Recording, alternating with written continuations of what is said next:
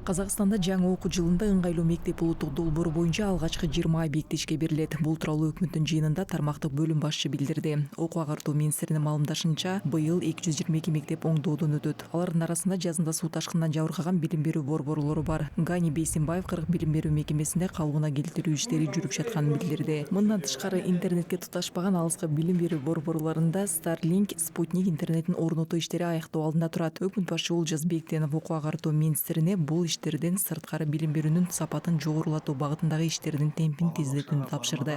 Болашак биринчи сынып окуучуларына көп объектилердин белгиленген мерзимде тапшырылуун камтып, билим берүүнүн барлык сатыларында Билим берүүнүн бардык баскычтарында жаңы сапат талаптарын белгилөө зарыл. Орто билим берүү тармагында ыңгайлуу мектептер өнүгүүнүн негизги эталону болууга тийиш. Башка мектептерди ыңгайлаштырып оңдоп түзөө керек. алардын деңгейине бейимдеп реновациялоо кажет.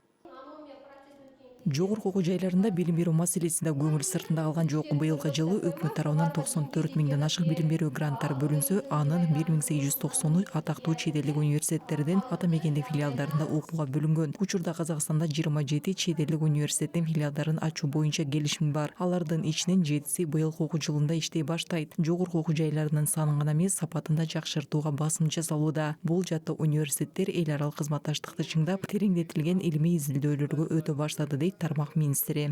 Талаптарына, тапшылыктарына Онда сайкес сабактар жас галымдарыбызды, жалпы галымдарыбызды әлеуметтик тургудан коргоо үчүн мына Жаш илимпоздорду жана жалпы эле окумуштууларды социалдык жактан коргоо боюнча кабыл алынган мыйзамдын алкагында кошумча эмгек акыларды жогорулатуу, кошумча төлөмдөр, турак жай менен камсыз кылуу, жаштар үчүн гранттардын санын көбөйтүү сыяктуу бир катар чаралар кабыл алынган. Эми биз чыгармачылык, конкреттүү маселени чечүүгө багыттообуз керек. машылык және нақты мәселені шешуге бағыттауымыз керек.